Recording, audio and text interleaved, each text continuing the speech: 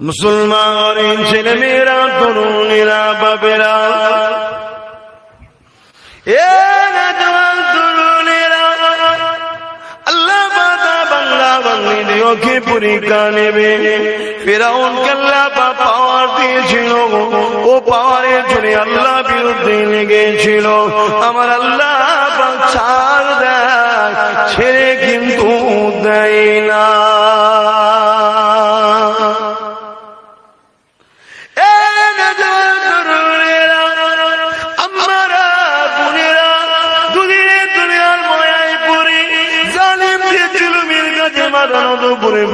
হবে না গো, এতে জান চলে যাবে, আল্লাহ বিরোধী হতে পারবো না গো। কেননা হযরত আসিয়ার উপরে ফিরআউনকে অত্যাচার করেছিল। দেখো আম্মা জান আসিয়া ফিরআউনকে খোদা বলে মানত না। এই খবর যখন ফিরআউনের কাছে পৌঁছে যায়, ফিরআউন যখন আসিয়াকে ডেকে বলেছিল, হে আসিয়া, শুনলাম নাকি তুমি আমাকে খোদা বলে মানো না। এ আসিয়া, এটা কেমন কথা? সমাজের মানুষকে আমি জোর করে খোদা বানাচ্ছি, আমার তারাও উপাসনা করতে লেগেছে। আর সমাজের মানুষ যদি জেনে যায় ফিরআউনের স্ত্রী তাকে খোদা বলে মানে না, এ আসিয়া, এটা কেমন কথা? এখনো সময় আছে, এ আসিয়া, তুমি আমাকে খোদা বলে মেনে নাও। যদি না মানো মনে রেখে দিও, তুমি স্ত্রী বলে ছাড় পাবে না, কেননা আমি তোমার উপর জুলুম করবো। এ আসিয়া, তুমি তো জানো আমার খুদিকে টিকাবা তুললে, আমার খুদাই তোকে টিকাবা তুললে, আমার পাওয়ারকে টিকাবা তুললে, এ আসিয়ারে কত আমি খুন করেছি, মার্ডার করেছি, তুমি কি জানো না? এ আসিয়ারে যখন আমাকে এক গণকরক বলেছিল, একটা বাচ্চা আসছে ফিরআউন তো রাজত্বকে শেষ করে দেবে, ওই সময় লোকের বাড়ি বাড়ি আমি সৈন্য পাঠিয়ে দিয়েছিলাম, পুরুষ বাচ্চা জন্ম নিলে তাদেরকে কতল করে দিয়েছিলাম। এ আসিয়ারে, বাচ্চাটাই আমাকে ধ্বংস করবে, এই বাচ্চাটাই তুই তুলে নিয়ে এসেছিলি, তোর ভালোবাসায় তাকে লালন পালন করেছিলাম, আমার কোলে সে বসেছিল। একদিন আমি বিচার করতেছিলাম, ওই বিচারটা আমি ভুল করেছিলাম, গরিবের দিকে না গিয়ে ধনী লোকের দিকে গিয়েছিলাম। আমার কোলে বসে থাকা ওই মুসা তখন আমার গালে একটা চর মেরেছিল। এ আসিয়া, তখনই আমার ধারণা হয়েছিল এই সেই বাচ্চা কিন্তু তোর জন্য তাকে মারতে পারেনি। আজ সে খোদায়ের প্রচার করছে, সেই আল্লাহর প্রচার করছে, আজ তুই তাকে মেনে নিয়েছিস। এ আসিয়া, তোর আর ছাড় না, তোকে আমি সময় দিলাম, তুই যদি আমাকে খোদা না বলে মেনে নি, তোকে আমি মেরে দেবো, তোকে মাপ আমি করবো না। আর তুই যদি আমাকে খোদা বলে মেনে নি, আমি তোকে আমার রাত প্রসাদে একটা বড় সুন্দর বালাখানা বানিয়ে দেবো, অনেক চাকরানি দেবো, আরামায়েশে জিন্দগি কাটাবি। আম্মা আসিয়া কি বলেছিলেন, হে আমার স্বামী ফিরআউন, শুনে রেখে দাও, তুমি যদি আমাকে আকাশের চাঁদ তারাই দিতে তো পারবে না, যদি এলো দাও, তথাপিও তোমাকে আমি খোদা বলে মানব না। আমি তিনাকে খোদা বলে মানি যিনি আমাকে জমিনে সৃষ্টি করেছে।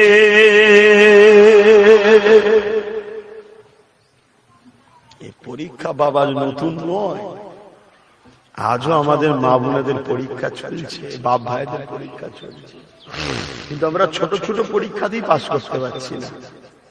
ভাই ভাইয়ের সঙ্গে ঝগড়া করে ফেলছি সামান্য একটু জায়গার জন্য, সামান্য একটু পজিশনের জন্য মুসলমানের সঙ্গে ঝগড়া করছি, আর তারা আল্লাহর জন্য কি করেছে দেখুন। অসুবিধা হচ্ছে, বলবো না, থাকবে। আম্মা জান আসিয়াকে এইভাবে যখন বোঝাতে লাগলো, কয়েকদিন বোঝাবার পরে যখন বুঝলো না, ফিরআউন তখন সৈন্যদেরকে বলল, এ আমার সৈন্যরা, আসিয়াকে নিয়ে যাও। কয়েকজন সৈন্য বলল, মহারাজ রাজামশাই, এটা কেমন করে হতে পারে, আপনার সেই স্ত্রী।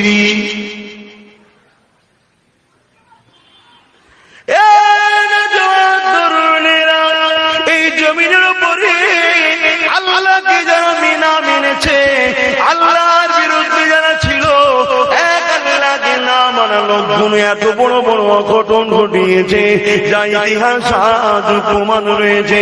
তার একটা প্রমাণ হল ওই ফেরাউন নিজের খোদাইত্ব বাঁচাবার জন্য, রাজত্ব বাঁচাবার জন্য লাখো হাজারো বাচ্চাদেরকে কতল করে দিয়েছে, নারীদের জোদাব লুণ্ঠন করেছে। কিন্তু এক আল্লাহকে মানত না। আজকে নিজের স্ত্রীকে যেমন করে সৈন্যদের হাতে তুলে দিল, যাও টেনে নিয়ে যাও, এর পায়ে দড়ি বেঁধে ঘিসড়ে ঘিসড়ে ঘিসড়ে ঘিসড়ে ঘোড়ার পায়ে দড়ি বেঁধে মরুভূমির ওপর দিয়ে টেনে নিয়ে যাও। আরে জালিম ফিরাউনের অত্যাচারের কোন শেষ নাই। আম্মার পায়ে দড়ি বেঁধে দিয়ে ঘোড়ার পায়ে দড়ি বেঁধে দিল, ঘোড়া ছুটতে লাগলো, আম্মাকে ঘিসড়ে ঘিসড়ে ঘিসড়ে ঘিসড়ে টেনে টেনে নিয়ে যেতে লাগলো। পিঠে চামড়াটা গুটিয়ে গুটিয়ে খালের কাছে জড়ো হয়ে গেছে। এইভাবে একটা জায়গায় ঘোড়াকে দাঁড় করিয়ে দিল। ফিরাউনের সৈন্য সামন্ত নিয়ে এসে সেখানে হাজির হয়ে গেল। এ আসিয়া রে, এখনো সময় আছে, তুই জানে বেঁচে যাবি, তোকে আমি অনেক সুন্দর বাড়ি গাড়ি বাড়ি বালাখানা করে দেবো, তোর অনেক দাস দাসী দেবো।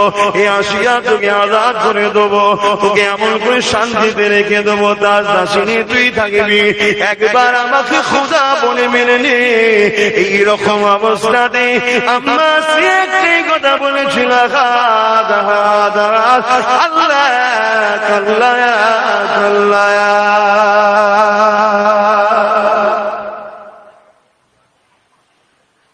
ফিরাউন রাগে তো ওইভাবে ফেলে দিয়ে চলে এসছে, গরম বালির বুকে ভাড়ে পাথর দিয়ে চলে এসছে।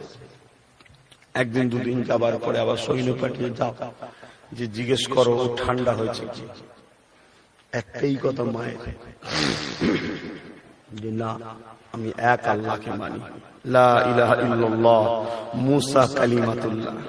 এখন মুসা নবীর নেতৃত্ব চলছে, আমরা যেমন লা ইলাহা ইল্লাল্লাহ মুহাম্মদুর রাসূলুল্লাহ। জুলুম শুধু তোমার আমার উপরে হচ্ছে তা নয়, তোমার আমার উপরে তো ছোট ছোট চিমটি কাটা টাইপের হচ্ছে, তাদের উপর অনেক জুলুম। এতেই আমরা ধৈর্য হারা।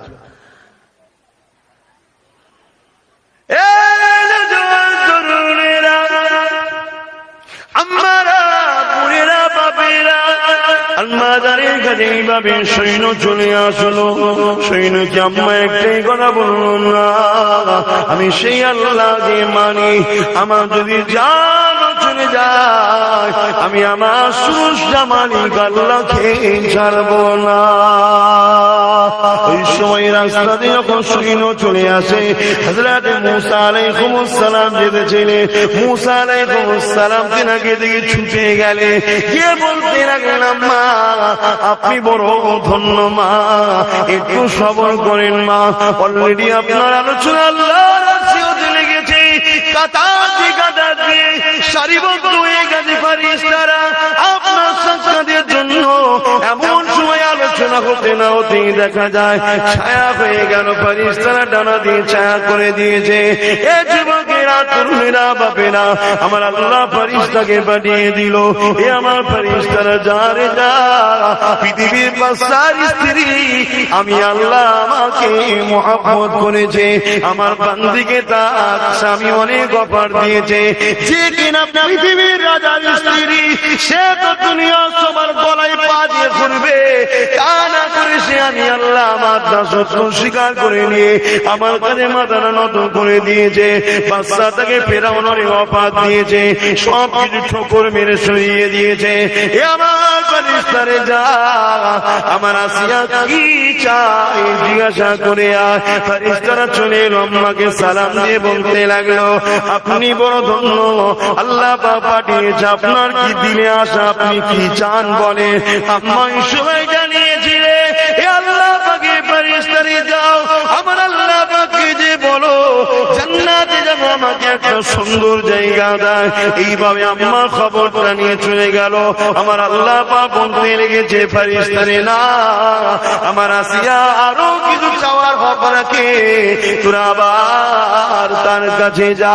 ওই সময় আম্মার মনে পড়ে যায়, ফিরাউন বলে বলেছিল তোকে রাজপ্রাসাদ বানিয়ে দেবো, রাজপ্রাসাদের মধ্যে দাসী নিয়ে থাকবি। এমন করে আম্মার মনে পড়ে যায়। এই সময় আমার আম্মা বলেছিলেন ফেরেশতারে আমার আল্লাহ পাককে যে বলে দেয় যে আপনার দাসী আপনার বান্দি জান্নাতের মধ্যে একটা মতির মহল চায়, আর এমন জায়গায় মতির মহলটা হবে ওই মহল থেকে যেন আপনার বান্দি আপনাকে সর্বসময় দেখতে পায়। ফেরেশতারা বলা করতে লেগেছে, এটা বড্ড বড় চাওয়া হয়ে গেল। কিন্তু আমার আল্লাহ পাক অন্তর্যামী আওয়াজ দিয়ে দিয়েছে, এ ফেরেশতা কি বললে তোমরা? আমার বান্দি নাকি আমার কাছে বড় চেয়ে ফেলেছে? না না না ফেরেশতারা তোমরা কি জানো না ওই যে আমার জান্নাতের মতির মহলটা কার জন্য বানিয়েছি তোমরা কি জানো না? ওই বান্দা ওই মতির মহলটা তো আমি আল্লাহ আমার আসিয়ার জন্যই বানিয়ে রেখেছি। আমার আসে ওই জায়গা থেকে যখন খুশি তার আফসোসটা আল্লাহ পাককে দেখতে পাবে। এত সহজ নয় বাবা আল্লাহ পাওয়া। আজ আমার মা বোনেরা, পর্দা হলো আমাদের জন্য একটা ফরজ। আমরা নিজেরাই তো পর্দা ছেড়ে দিয়েছি। আজকে আবার বিভিন্ন জায়গায় পর্দা ধরে টানাটানি হচ্ছে। গতকাল কি শুনলাম আমাদের হাওড়া জেলা মাকড়দাতে পর্দা করে যাওয়ার জন্য স্কুলে ম্যাডাম মেরেছে। বুঝতে পারছেন তো আমার বাংলা কোথায়? এখন আব্বাস সিদ্দিকী বললে তো আপনারা আমাকে আবার দোষ দেবেন না। আমাকে যারা খারাপ মন্দ বলেছিলেন এখনো কি আপনাদের ঘুম ভেঙেছে না ভাঙেনি? না এখনো ঘুমোচ্ছেন? আর ঘুম ভেঙে কি করবে? তবে একটা জিনিস মনে রাখবেন, খতমাল্লাহু আলা কুলুবিহিম, যাদের অন্তরে আল্লাহ মোহর মেরে দেবে তারা কোনোদিন পরিবর্তন হবে না। তুমি এখনো বুঝতে পারো না আগামী দিন তোমার উপরে কি হচ্ছে। প্রথম 3 তালাক ধরলো, তারপরে আর একটা জিনিস ধরলো, এখন এবারে এই হিজাব পর্দাটা ধরেছে। কথা বুঝছেন না? কেন মুসলিম ছেলেরা কাজ কামলে একটু ব্যস্ত পড়ে যায়। গরিব তো সব, মুসলমান তো বেশিরভাগ গরিব। দলিত আদিবাসীদের থেকেও আমাদের অবস্থা ভারতবর্ষে আরো খারাপ। এই জন্য তবু আমাদের বাড়ির মেয়েগুলো একটু স্কুলে যায়। দেখছে মেয়েগুলো শিক্ষিত হলে বাচ্চাগুলোকে শিক্ষিত করবে। মা যদি শিক্ষিত হয়, মূল জায়গা তো মা, প্রথম শিক্ষক কে? বাচ্চাদের মা শিক্ষিত হবে। মেয়েগুলোকে তো রুকাও যাচ্ছে না। কি করা যায়? ওদের ধর্মীয় পর্দাতে হাত দেয় যে হিজাব করা যাবে না, অটোমেটিক ওরা পর্দা ছাড়বে না, অমনি বলবো স্কুলে আসতে হবে না। এটা পলিসি। কিন্তু আজ আমরা এতগুলো বাপ, এতগুলো ভাই কি করছি? আমরা কিছু করতে পারছি? কেন করতে পারছি না? হ্যাঁ, একটা যদি অধর্মের ভাইয়েরা, অন্য ধর্মের ভাইয়েরা, তারা তাদের ধর্মীয় কালচার রীতিনীতি নিয়ে যাচ্ছে, আমি তাদের বিরুদ্ধে নয়, তারা তাদের ধর্ম পালন করে নিয়ে যাচ্ছে, অসুবিধে নেই। আমার বেলায় অসুবিধে কেন? আর পর্দা তো শুধু ইসলাম বলেনি, পর্দা তো সনাতন ধর্মের কথা বলেছে, পর্দা তো খ্রিস্টান ধর্মের বাইবেলও আছে। সব ধর্মই তো পর্দার কথা বলেছে, নারীর ইজ্জত আবরু ঢেকে রাখার কথা সব ধর্মই বলেছে। কে মানছে না মানছে পরের কথা, আমার অনেক মুসলমানরাও মানে না, কিন্তু কেউ যদি মানে তার অধিকার আছে না। কিন্তু আজকে আমরা করতে পারছি না কেন? ভেবে দেখুন।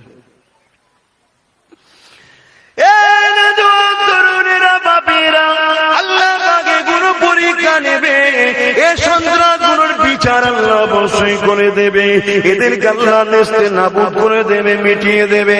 কেননা পর্দা তার বাপের আইন নয় যে বাবা জোর করে ঠেলে উড়িয়ে দিলাম, না, এটা আমার আল্লাহ পাকের বিধান। আল্লাহর বিধানের যুগে যুগে যারা হাত দিতে গেছে তাদেরকে আল্লাহ পাক মিটিয়ে দিয়েছে গো। কোন নারী পর্দায় থাকবে থাকবে না সেটা তার ব্যাপার, আল্লাহ পাকের সঙ্গে বুঝে নেবে। কিন্তু আমি আজকে এখানে চিৎকার দিচ্ছি কেন? শুধুমাত্র আল্লাহ পাকের একটা বিধান, এই বিধানে আগুন তোলার ক্ষমতা কারো নাই। কেউ যদি তোলে তাকে তো আল্লাহ মিটাবে।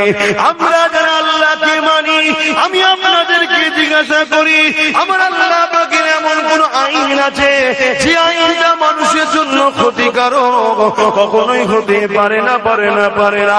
এই যখনই আমি পর্দার কথা বলি, কিছু মুনাফিক কেমন করে কিছু অশিক্ষিত মূর্খ বলে মুল্লারা নারীগুলোকে পরাধীন করে রেখে দিয়েছে। এই এমন করে মূর্খ সমাজ শুনে রেখে দে, নারীর জন্য মুল্লারা কিছুই করেনি। নারী দিগকে যিনি বানিয়েছে সেই আল্লাহ জানিয়ে দিয়েছে নারী। এই সমাজে কিছু চরিত্রহীন লোক আছে যারা তোদেরকে উলঙ্গ করতে চায়, যারা তোদের দেহকে শোষণ করতে চায়। আর আমি আল্লাহ তোদেরকে পবিত্র রেখেছি, তোদের জন্য একজনই হালাল হবে তোর স্বামী, যে তোকে সারা জীবন ধরে রাখবে।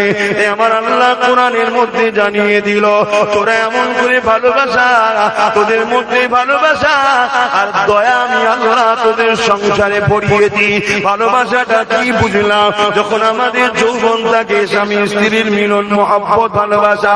কিন্তু রহমতটা কি আমার আল্লাহ জানিয়ে দিল, ও আমার বান্দা বান্দিরে, এমন একটা সময় তোদের জীবনে এসে যাবে, তোদের নিজের একে অপরের কোনো প্রয়োজন নাই, তোরা বুড়ো বুড়ি হয়ে যাবি, কিন্তু তথাপিও তোরা আমার রহমতের উসিলায় এক মুহূর্তে একে অপরকে দেখে থাকতে পারবি না।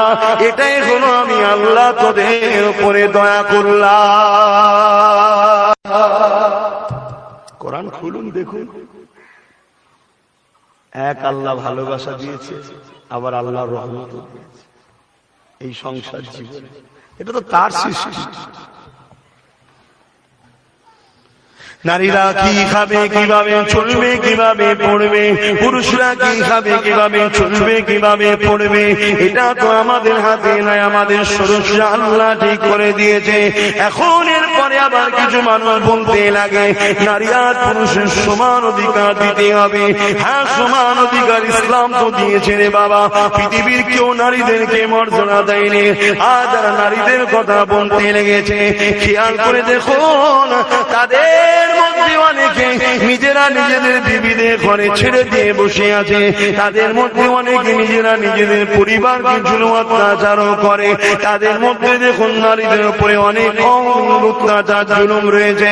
কিন্তু আমি আপনাদেরকে জানিয়ে দিই, ইসলাম নারীদেরকে কতটা মর্যাদা দিয়েছে। যারা এক আল্লাহকে মানত না ১,৫০০ বছর আগে ৩৬০টা নকল খোদার উপাসনা করেছিল, তারা এমন করে নারীগুলোকে জেন্দ্র পুঁতে দিত, কেননা তাদের ধারণা ছিল নারী হলো অশুভ। আর আমার আল্লাহ জানিয়ে দিলে, আমার হাবিব বিশ্বের মানুষকে জানিয়ে দিই, যার করে নারী সন্তান প্রথম হবে, এর মানে ওই বাপটাকে আমি আল্লাহ খুশির সংবাদ জানিয়ে দিলাম।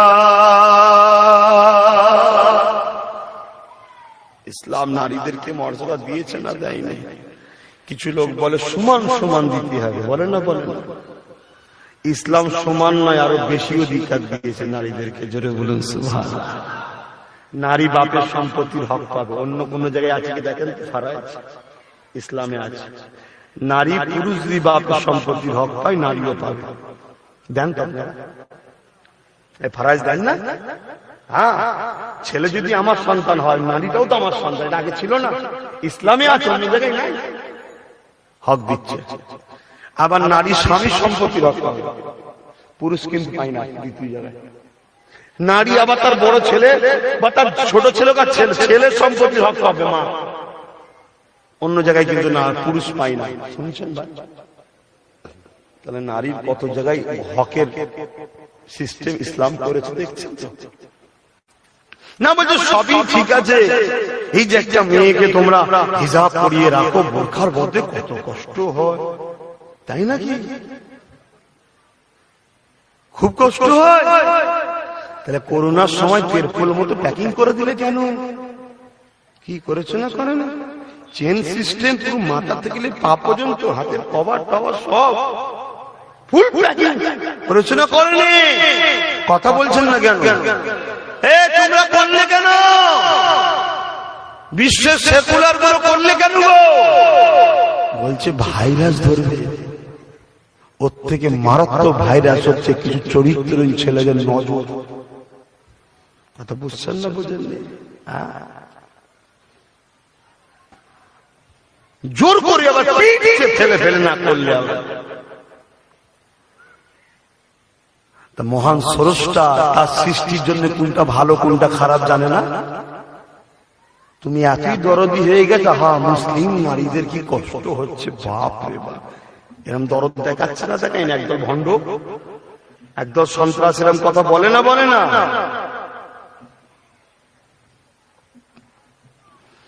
ইসলাম নারীদেরকে কতটা মর্যাদা দিয়েছে শুনে রেখে দেন। আল্লাহ নবী জানিয়ে দিলেন, দুনিয়ার বাপেরা কারো ঘরে যদি 3টে কন্যা সন্তান হয়, ওই 3 সন্তানের আব্বা ওই 3 কন্যা সন্তানকে লালন পালন করে বড় করে সুন্দর নাম দিয়ে শিক্ষিত করে তুলে যদি তার ধরন বরণ পোষণ করে খাওয়া দাওয়ার কাপড় থাকার ব্যবস্থা করে বিবাহ সময় তার বিবাহটা দিয়ে দিতে পারে, আমি রাসূলুল্লাহ জানিয়ে দিই এইভাবে দুটো আগুন দেখিয়েছে যেমন পাশাপাশি থাকিব আল্লাহ জান্নাতে, সেই 3 নারীর আব্বার আমি মুহাম্মদ পাশাপাশি থাকিব।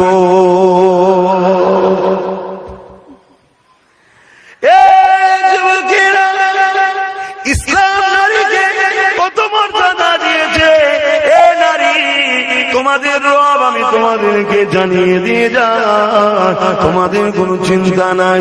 তোমরা যখন যাবে তোমার বাপকে তোমাদের জন্য বডিগার্ড বানিয়ে দিলাম, তোমার দেখাশোনা, তোমার চিকিৎসা, তোমার খাওয়া দাওয়া, তোমার সুস্থ, তোমার থাকা, তোমার পরনার কাপড় সবকিছু জিম্মেদার তোমার বাপ হয়ে গেল। ওই পুরুষটা হলো তোমার আব্বা, যে তোমার বডিগার্ড। আবার যখন তোমার বিবাহ হয়ে গেল, এ নারী বাইরে বেরিয়ে তোমাকে জলঞ্জলি শিকার হতে হবে না, তোমাকে ভ্যান চালিয়ে ভাড়া কাটতে হবে না, তোমাকে পরের দোকানে লেবারি করতে হবে না, তোমাকে মাঠে গিয়ে হাল কাটতে হবে না, তোমাকে এইভাবে দিন মজুরির মেহনত করতে হবে না। এ নারী, আমি তোমাদের রব তোমার স্বামীকে তোমার বডিগার্ড বানিয়ে দিলাম। বিবাহর পরে তোমার সমস্ত দায়িত্ব ভার পোষণ তোমার স্বামীর হয়ে যাবে। আর স্বামীদেরকে বলে দিই, এ আমার বান্দারা, যখন আমার বান্দিগুলোকে তোর ঘরে বিবাহ করে নেকা করে নিয়ে আসবি, আনার আগে আমার ওই আদরের বান্দিটাকে তোর ঘরে রাখবি কোথায়? তার জন্য সুন্দর ঘর বানা, তার থাকা সুন্দর ব্যবস্থা কর, তারপরে নিয়ে আসবি। কেন আমি আল্লাহ আমার বান্দির মর্যাদা বাড়িয়ে দিয়েছি। এ বান্দিরে, আমি যেটা তোকে দিয়েছি তোর ভালোর জন্য দিয়েছি, আমার বিকল্প কোন রাস্তা ভালো হতে পারে না। বান্দি, তুই আজ আমায় ভুলে গেছিস বলে তাই আজ তোর সংসারে আগুন লেগেছে, আজ তুই মার খেতে লেগেছিস, বেহুচ্ছুতি হতে লেগেছে।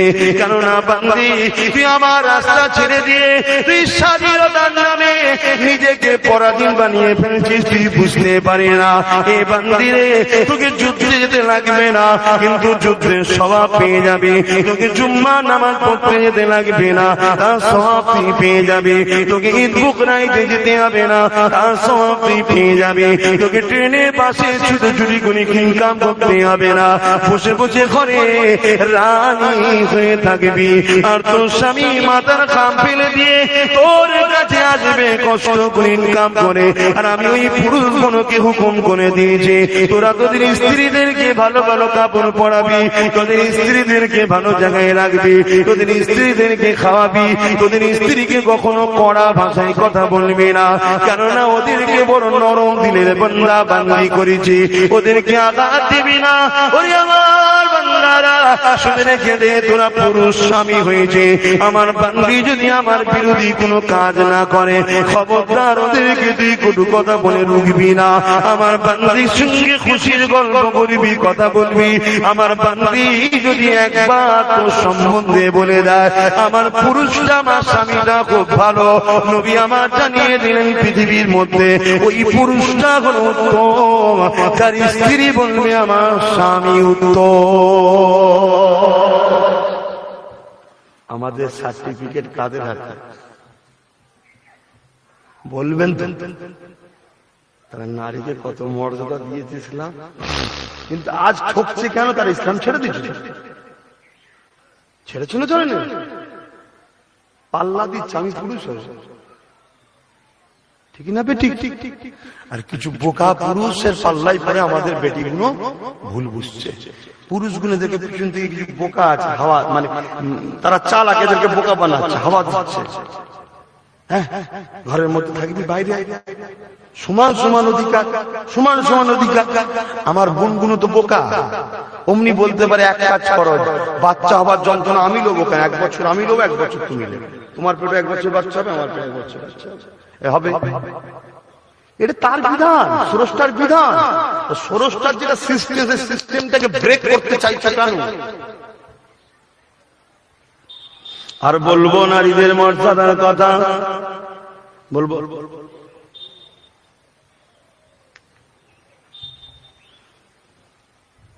কষ্ট হচ্ছে।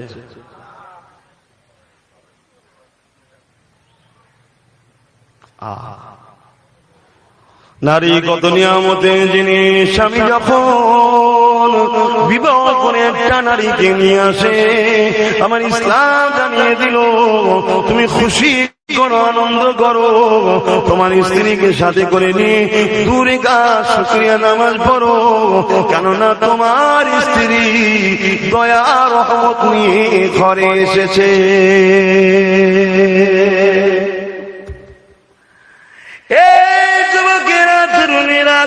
এক রাতের মধ্যে রয়েছে ওই স্ত্রীর দুপাট্টা যেটা পরে আসবে বিবাহ দিনে, ওই দুপাট্টাটা বিছিয়ে দিয়ে তার উপরে যদি কোনো স্বামী দাঁড়িয়ে নামাজ পড়ে, এই নামাজ পড়ে আল্লাহকে দোয়া করে, ওই দোয়াটা আল্লাহ কবুল করে না। কেননা স্ত্রীর মর্যাদা আল্লাহ দিয়েছে। আমরা যদি নারীদেরকে সৌভাগ্যবতী না মনে করতাম, তাহলে আমরা স্বামীরা কেন এই কাজগুলো করতাম, মা বলতে যেতাম। যুবকেরা শুধু 3টে বিষয় নিয়ে তাদের আপত্তি। একটা হলো তারা কেন পর্দার মধ্যে রাখবে, একটা হলো তারা কেন তালাকের কথা বলবে। এই যুবকেরা, তরুণেরা, বাপেরা, তারা বিষয়টা তারা বোঝে না। তালাক হলো নারী স্বাধীনতার একটা রাস্তা, মুক্তি পাওয়ার একটা ইমার্জেন্সি গেট হলো এটা। যা ওই বিষয়টা বলতে গেলে অন্যদিন সময় লাগবে। এখন শুধু নারীর মর্যাদার কথা বলছিলাম। আল্লাহ নবী, নূর নবী, দয়া নবী, রহমাতুন নবী আমার এমন সময় তিনি জানিয়ে দিলেন, বাবারা তোমরা তোমাদের স্ত্রীদের সঙ্গে বসবে, গল্প করবে, খুশির কথা বলবে, তোমরা দুজন আনন্দ খুশিতে থাকবে।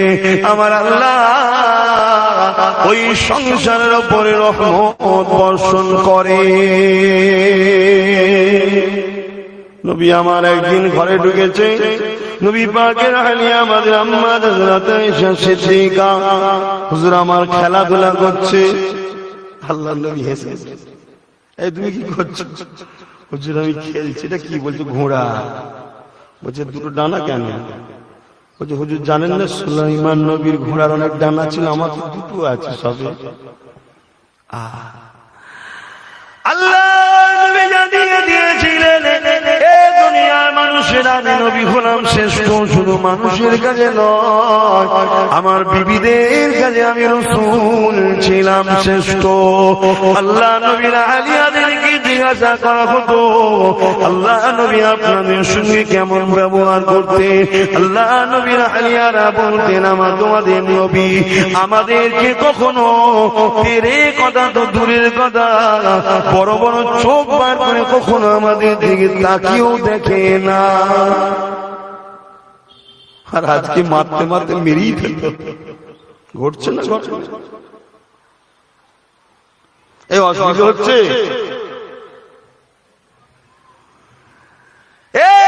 যুবকেরা, তরুণেরা, বাপেরা, এ নবী পাকের প্রেমিকেরা, মনে রেখে দেবেন এই জমিনের উপরে একজন মহিলা একটা বিড়ালকে বন্দী করে রেখেছিল। ওই বিড়ালটাকে খেতে না দেওয়ার জন্য ওই বিড়ালটা মারা গিয়েছিল।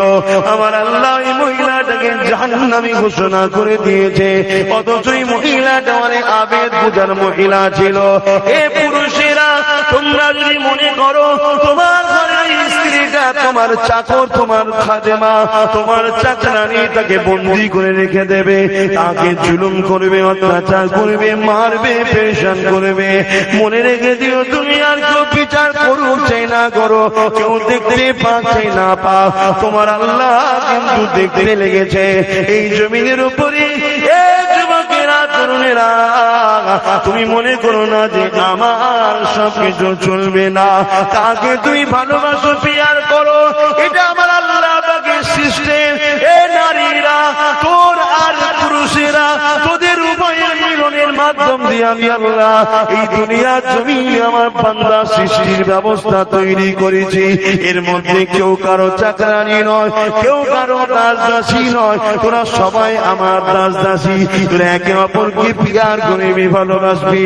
তবে নারী, আমি আল্লাহ তোদেরকে জানিয়ে দিই, তোদেরকে এমন কিছু মূল্যবান মূল্যবান জিনিস দিয়েছি, ওই জিনিসগুলো তোদের দায়িত্ব হিফাজত করে যার সঙ্গে তোর নিকাহ হবে তার কাছ পর্যন্ত পৌঁছে দেওয়া।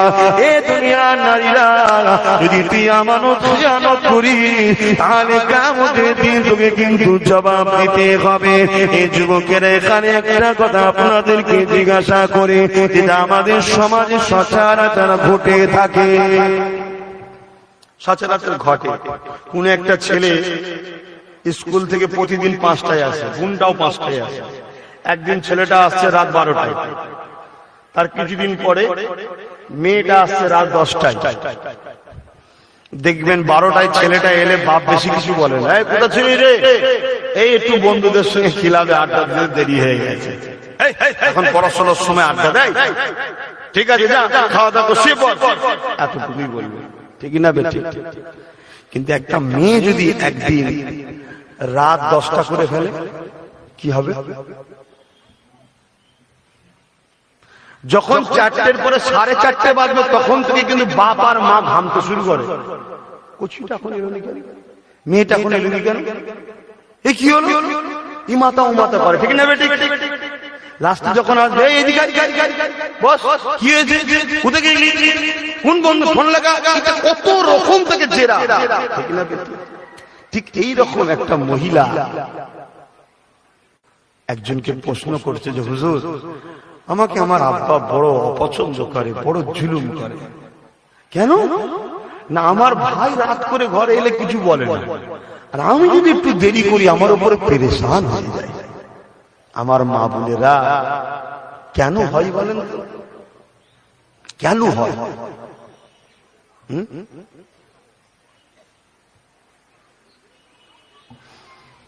এই সমাজে যদি একটা পুরুষের গায়ে 10টা দাগ লেগে থাকে, এমনকি এত নোংরা দাগ যে বারো যায়, মদও খায়, পরনারীর সম্পর্ক আছে, এরকমও দাগ 2-10টা গ্রামে ছড়িয়েও গেছে, এরপরেও কিন্তু এই পুরুষটার বিবাহ দিতে কোনো সমস্যা বলেন হয়?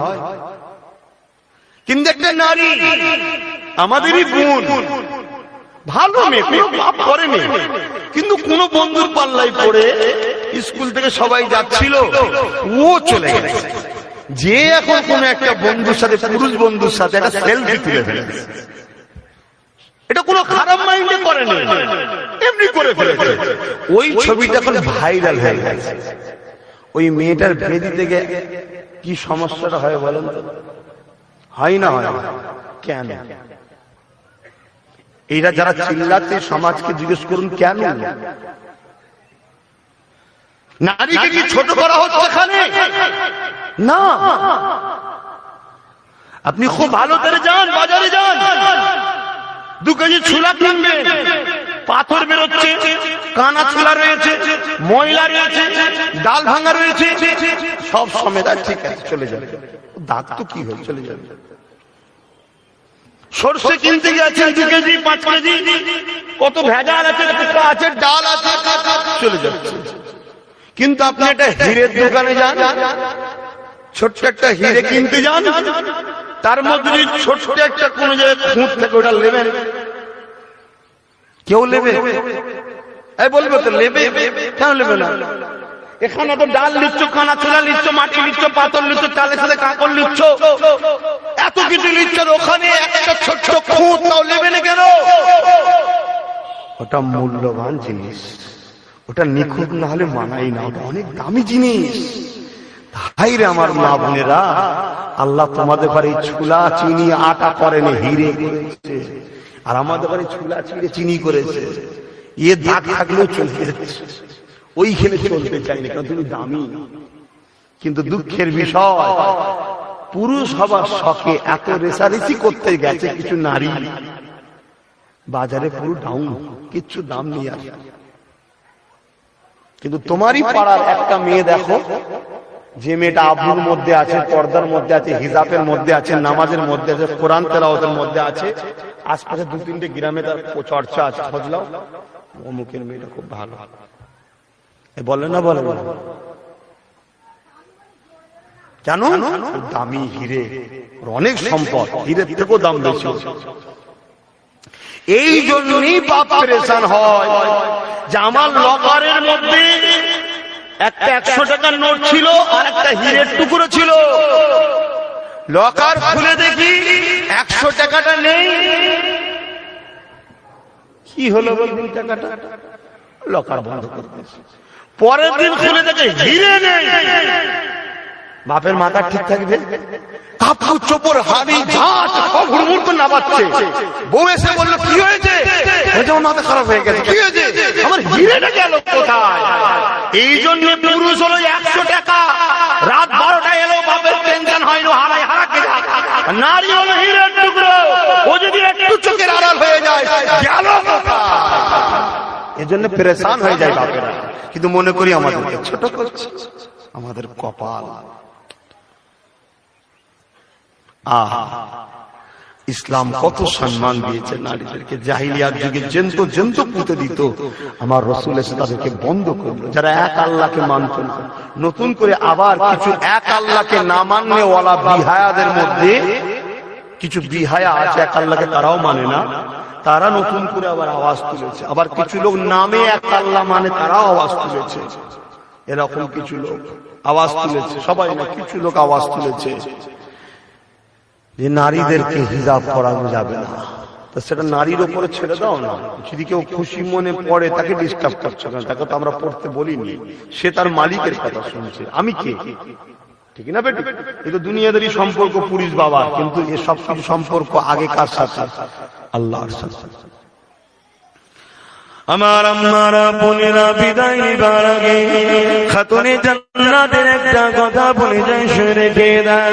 এ আমার আম্মা জানেরা, খাতুনে জান্নাত তিনি বলেছিলেন, এ আমার স্বামী হযরতে আলী, আমি যখন মারা যাব, ইন্তিকাল হয়ে যাব, আমাকে রাত্রে গোসল দেবেন, রাত্রে কাফন পরিয়ে, রাত্রে জানাজা আদায় করে, রাত্রে আমাকে দাফন কাফন করে দেবে।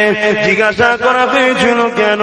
হযরতে খাতুনে জান্নাত বলেছিল, ও হযরতে আলী, আমার প্রাণের স্বামী, আমি ফাতেমা চাই না তুমি আর কেউ যেন আমাকে না বলে ফাতেমা কেমন ছিল, লম্বা না পেটে, মোটা না রোগা।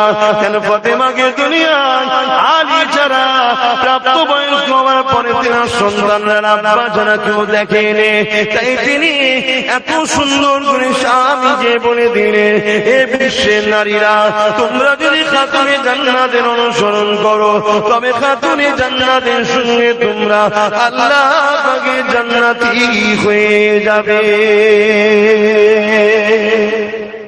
এই সমাজে এত নোংরা নোংরা মেয়ে আছে যারা দেহ পরিদর্শন করিয়ে মুকুট চায়।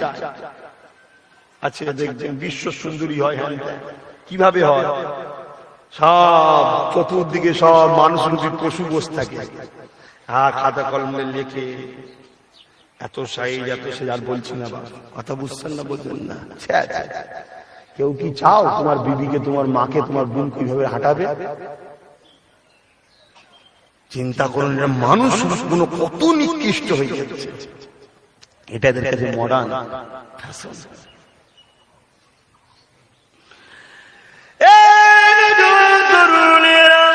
দুনিয়ার কে কি করছে আমার দেখা দরকার নাই, কিন্তু আমি আমার আল্লাহ পাকের বাণী শুনিয়ে দিলাম। কে মানবে না সব নিজের ব্যাপার।